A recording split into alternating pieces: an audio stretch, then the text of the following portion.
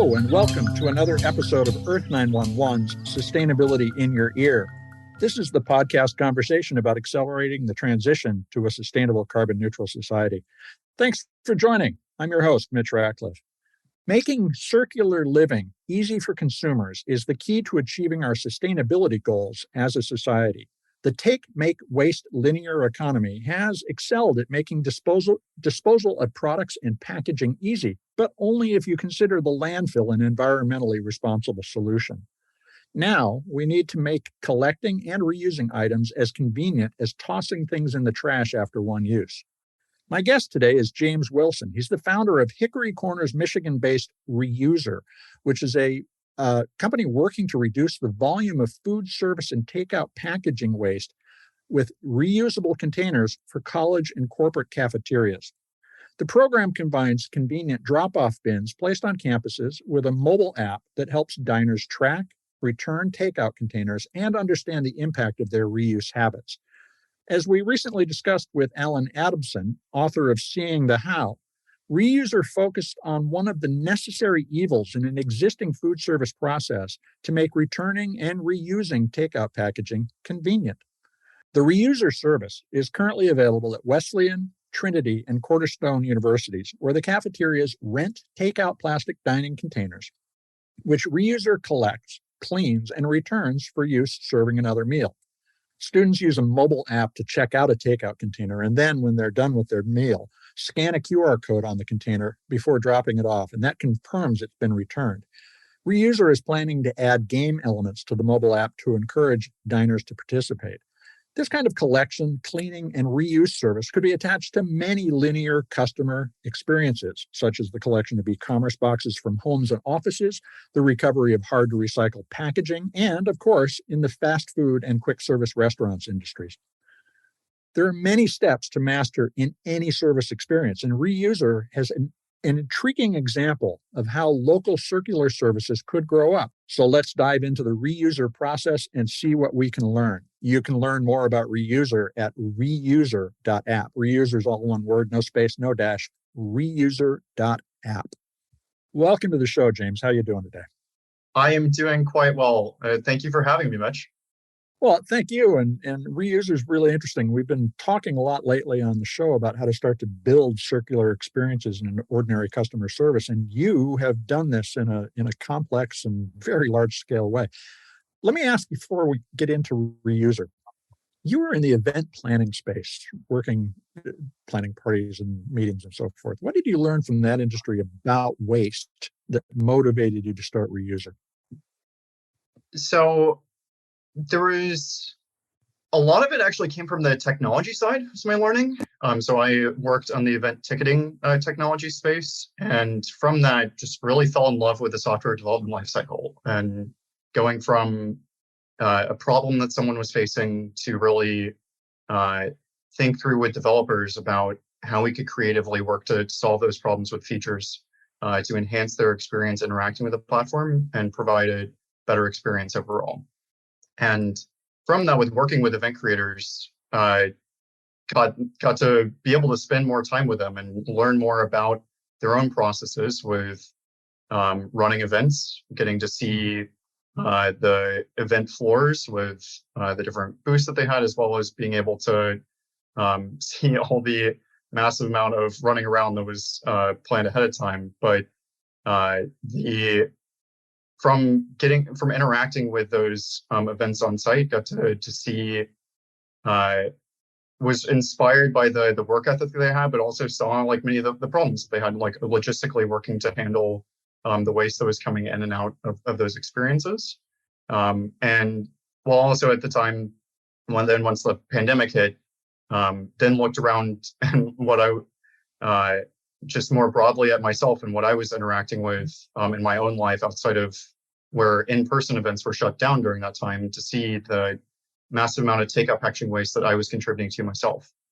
And to think then reflected and saw and reflected as to if there were any ways that it could be better, and thought back to my time as a student and remembered using reusable takeout containers for 5 years beforehand, and then started to explore how we could work to make more of these this takeout packaging be reusable in nature versus just thrown out.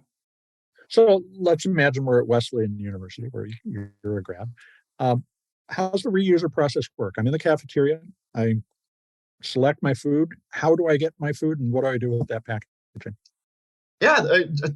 So let me, if it's okay, I'll back up on that just for a bit. So to talk about what reusing looked like previously before ReUser came in, and then what it now looks like with Wesleyan. So before we started working with them, Wesleyan had reusable takeout containers from like my freshman year back in 2013 there.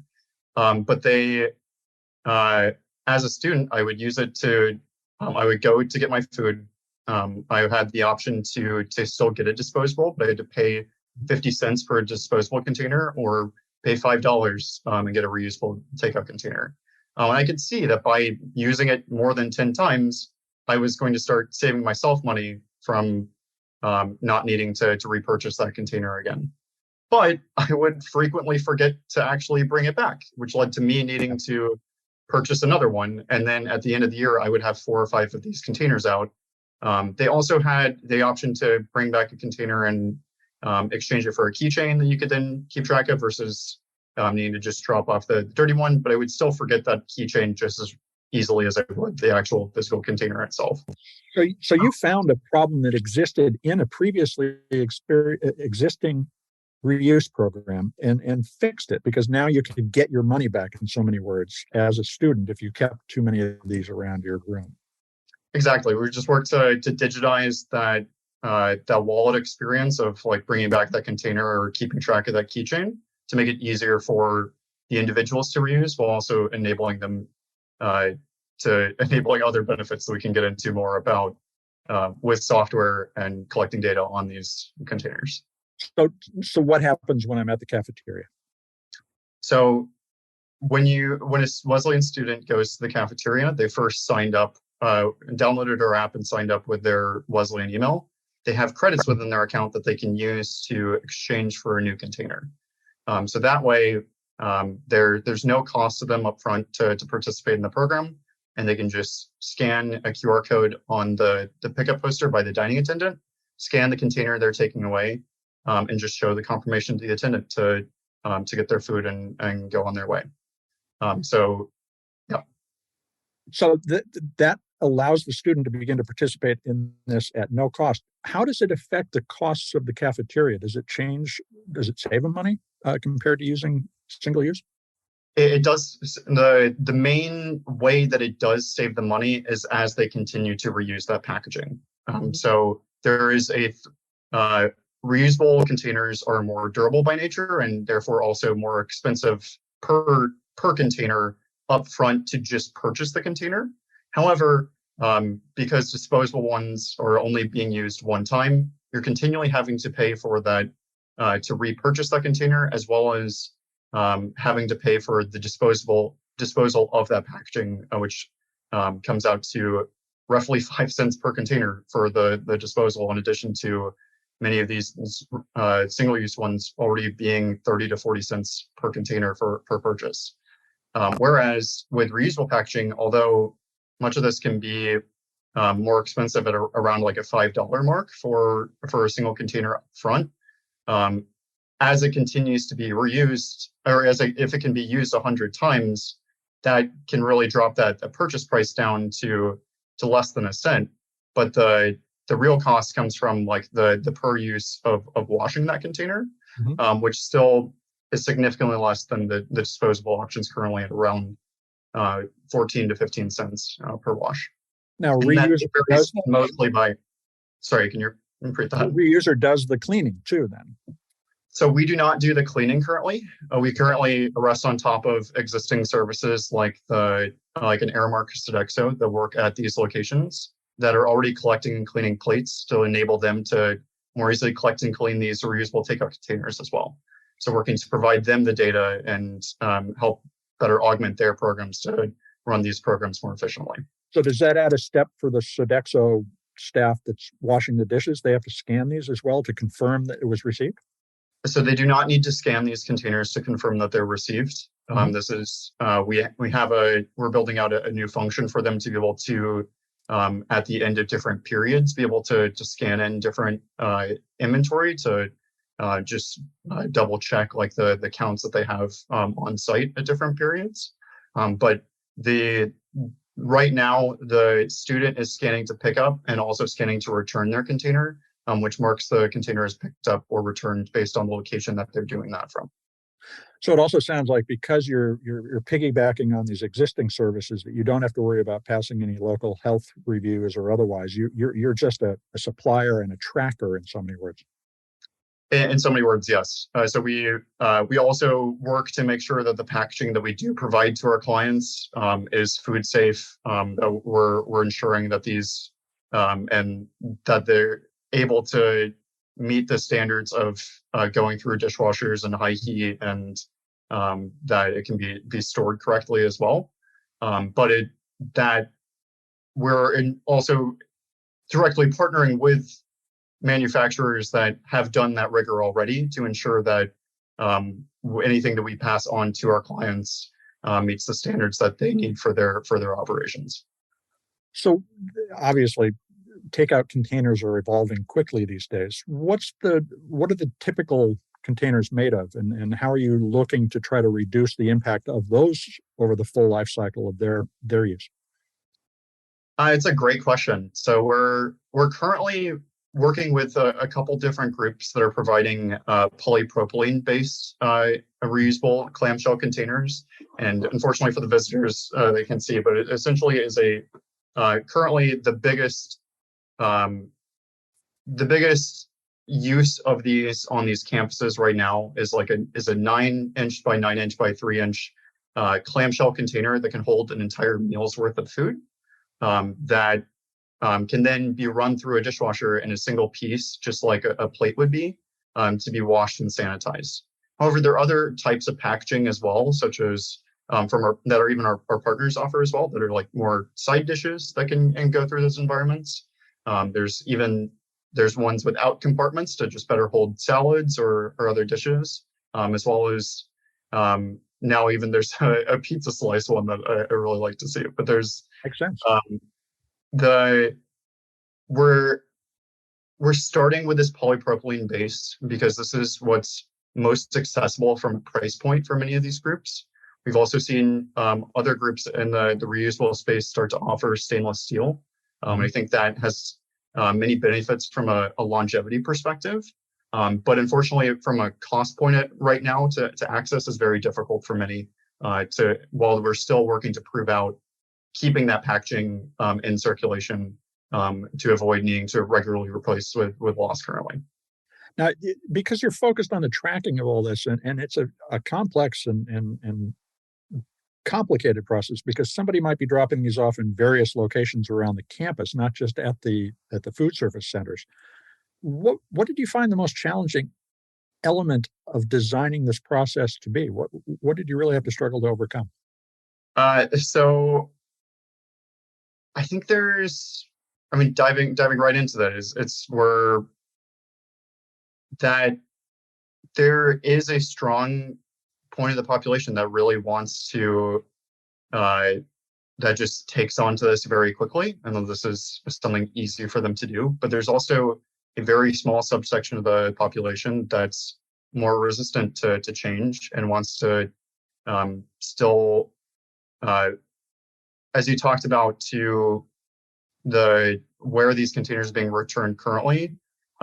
We do have those return locations at the dining facilities themselves, because that's where the dining teams are most able to oversee the return of those containers directly, which has led to more reticence with those that aren't able to get back to those places as easily, as well as there's other factors that we're still continuing to explore with that as well, where there has been attempts to more game the system to return it in other areas.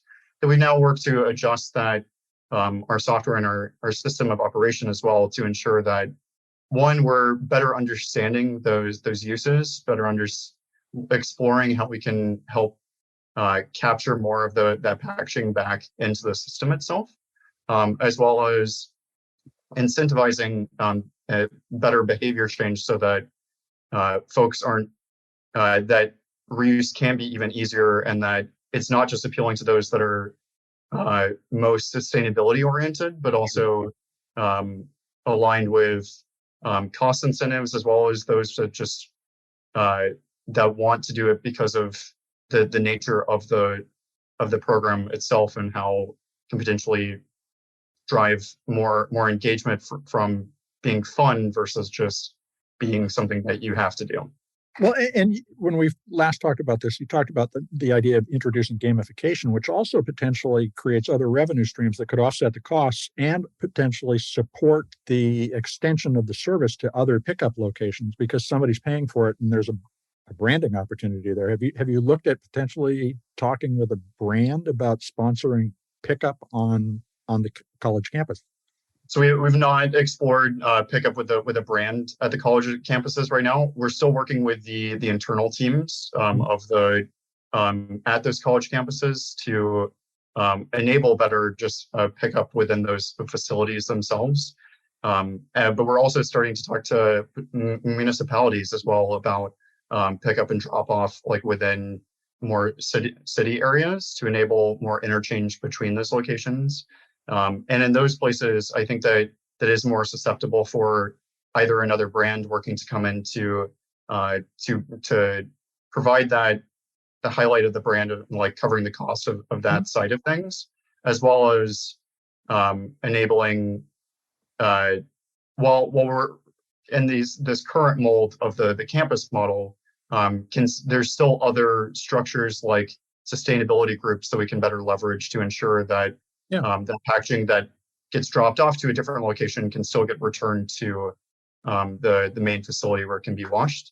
It's just working to provide better transparency on the operation right now and ensure that we meet the standards that they need to implement at other places as well. That's interesting. So you can kind of bootstrap this on a partially volunteer basis because other people care about the problem. So what kind of data does your system collect? How does it help the institution, for instance, track its CO2 avoided or ESG goals? So right now, what it looks like when a student scans to pick up or return their container is we're collecting what poster and container that they're scanning to pick up or return, and so we can see where the student picked up or returned the container, when that behavior action occurred, and who took that container out, to ensure that if it's not returned after a certain period of time, we can send notifications to continue to remind and ensure that those containers are brought back. While also being able to see, like per location, what it looks like as to how many containers are currently getting picked up and dropped off on a regular basis, being able to visualize how much is currently out with their populace that still needs to be returned, and while also diving into in different cadences that they need to explore over time periods as to a week, a month, and now looking at for entire length of programs, how many containers are really being saved as they're continuing to be returned and then cleaned again.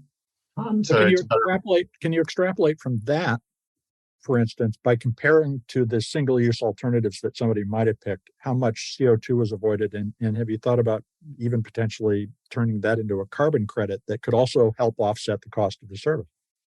That is absolutely what we're exploring. So that now that we have that data point there, we can look to measure how many containers are being saved. We can look at what's the tonnage of the waste being avoided by doing this operation. What's the amount of carbon that's being reduced from going into the atmosphere from engaging in this versus disposables, while also then looking to explore even like water usage and other things, as we can take that data point and compare it to existing studies that have been done on reuse to help better provide transparency to these enterprises about the impact of the packaging that they're having. And that's really where I see one of the biggest levers that one of the biggest value adds that the ReUser provides is working to extract that information for the organization where they didn't have a comparison point previously. So where their baseline was, help them explore where they can start with reusing, and continue to incentivize that the growth of their positive environmental impact by continuing to reuse.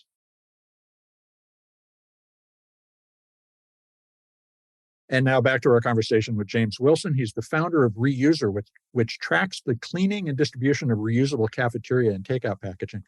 So, James, this is so as you were saying just before we took the break, you help organizations baseline their potential savings and understand and track the decreasing environmental impact of their food packaging. There's a lot of ins and outs to the problem of all of that inventory in the first place. So how do you deal with breakage when containers get lost? Who covers the cost of breakage? Is it ReUser is taking that risk, or is it the food service customer? So it's currently the food service customer and the institution that is purchasing the packaging from us to start this program, or has their existing packaging that they need to replace with us. So we're still providing labeling for each of these containers to add them into our system. So as there's wear with the labeling and that needs to be replaced, that's covered within our cost of subscription to access our services. However, if a container itself just needs to replace because it goes bad, then that's covered by the institution themselves. We're exploring that in the future to cover that as part of our operation. We're just still working to gather more data to better understand what the real replacement rate is like, to ensure that we can effectively price that in and provide value to both our customers and whenever we do look to launch that.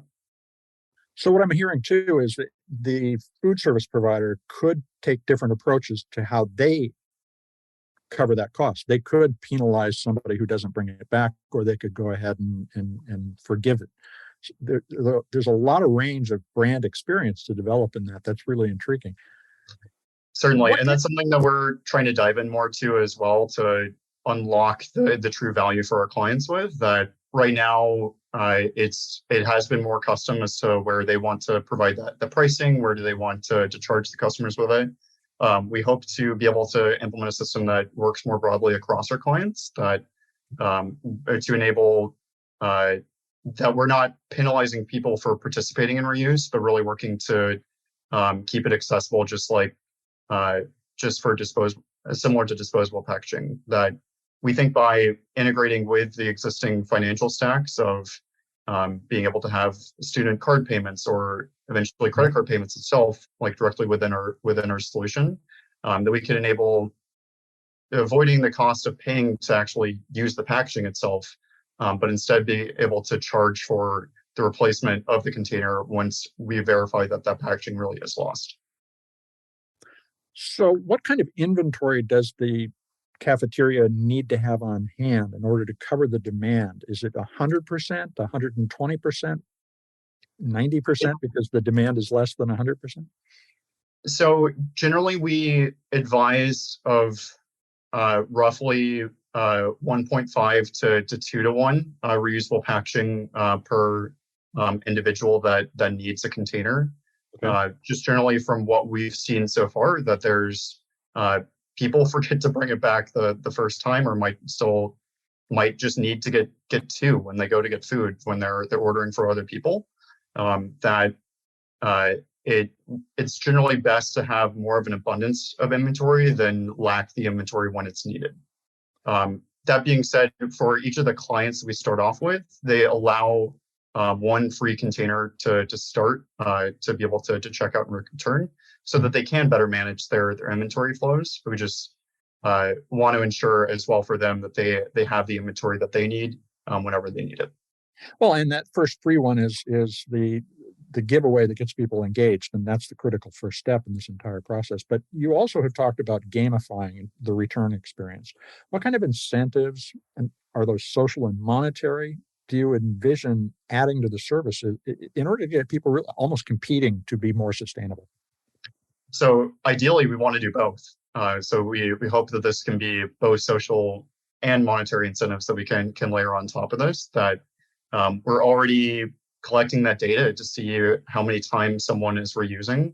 But we want to do a better job at showcasing that back to the individuals that participate in our program, to be able to see how they compare, how their reuse compares with their friends, but also looking at from an institution basis or area, like how their reuse compares to in a leaderboard type fashion, how one school's reuse compares to another, or and from a monetary basis, where we can see how many times they reuse before when they then need to replace the container, that as they hit different milestones of continuing to bring that packaging back, work towards incentivizing them, whether that be from a discount at the dining hall, from the savings that they're working to unlock that program by continuing to make sure that that packaging ends back up with them, or bringing in other partners to actually highlight and reward that behavior of continuing to return that packaging from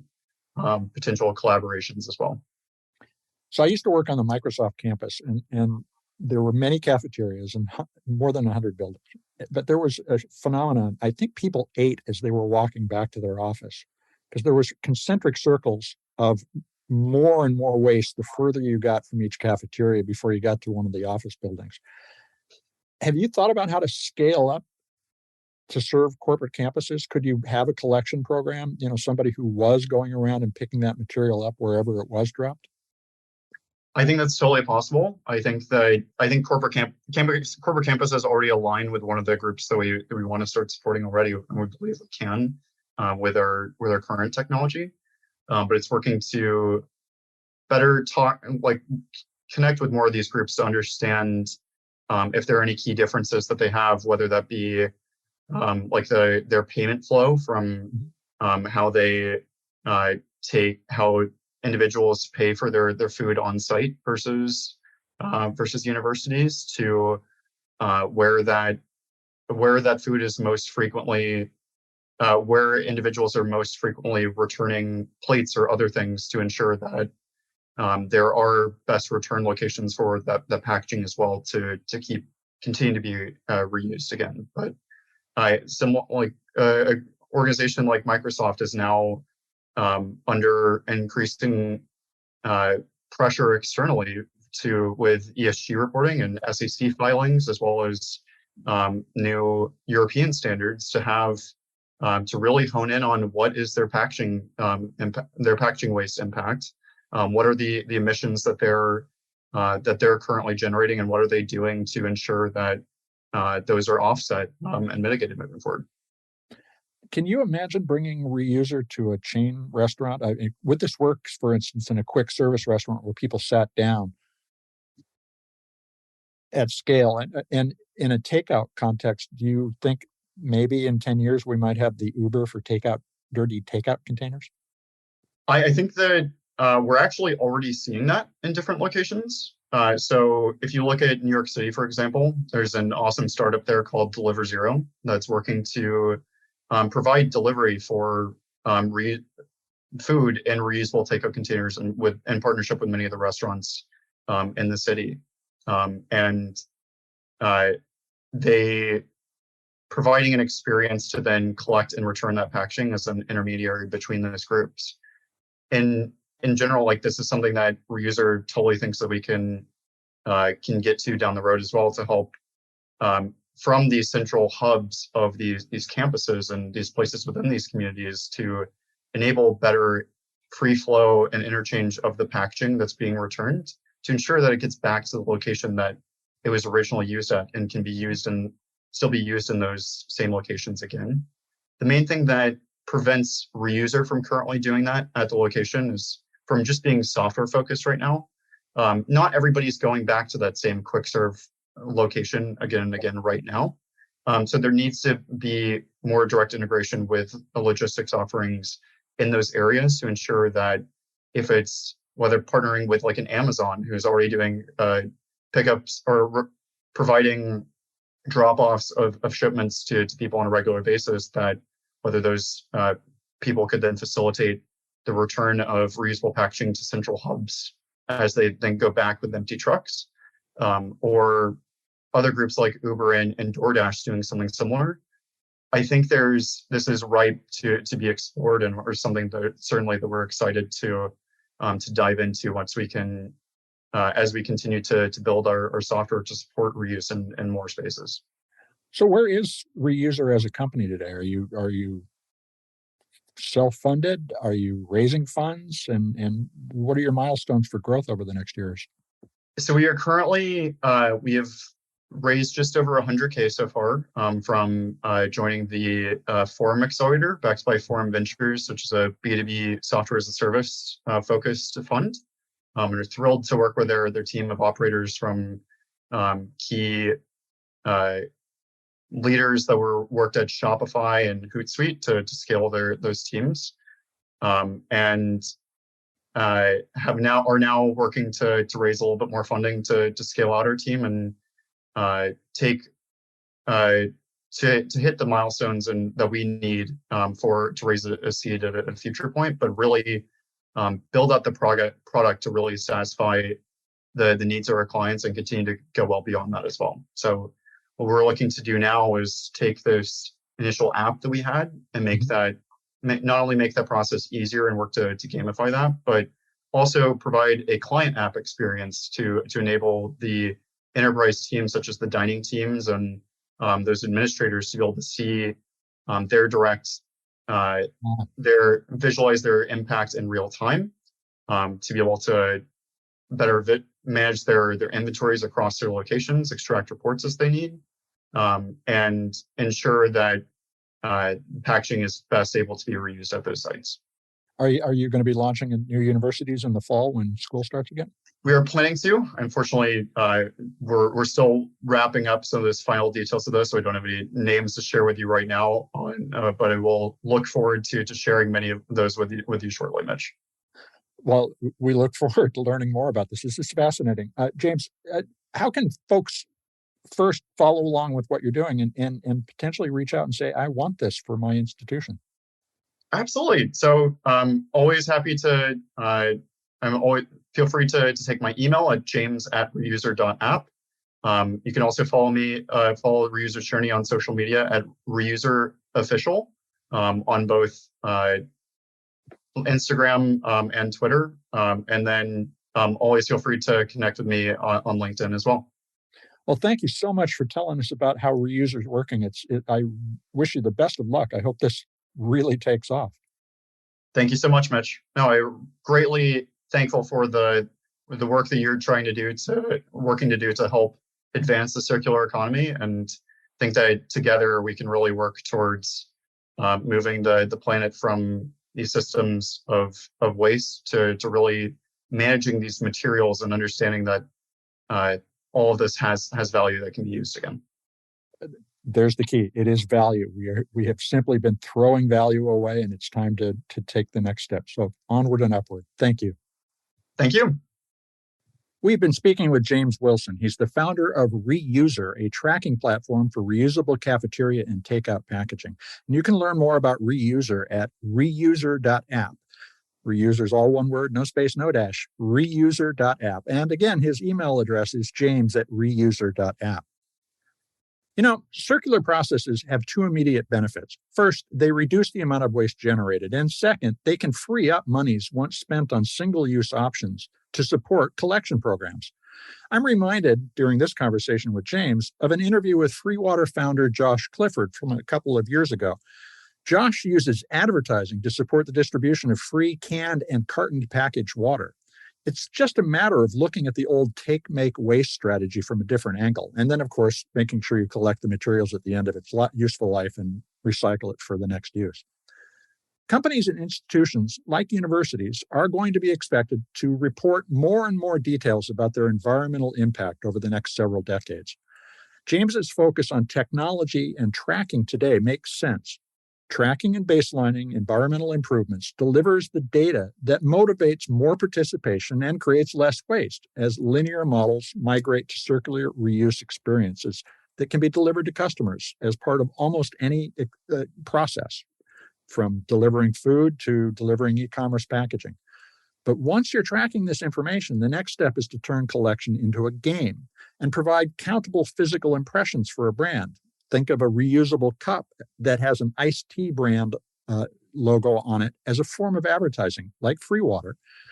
And then you have to convert all that avoided carbon emissions into credits that might pay for even more engaging collection experiences, which become eminently doable. And all of a sudden, we're rethinking the circular economy, where we're rethinking the economy in circular terms. We just have to take the steps to explore customer experiences to discover new circular values that can be integrated into them. Would you take a moment to share this podcast or any of the more than 400 interviews that we produced on sustainability in your ear? Taking a moment to write a review on your favorite podcast platform will help your neighbors find us. You folks are the amplifiers that spread more ideas so we can create less waste. Please tell your friends, family, and coworkers they can find us on Apple Podcasts, Spotify, iHeartRadio, Audible, or any of the other fine purveyors of podcast goodness they prefer. Thank you so much for your support. I'm Mitch Ratcliffe. This is Earth911, and we will be back with another innovator interview soon. In the meantime, folks, take care of yourself, take care of one another, and let's all take care of this beautiful planet of ours. Have a green day.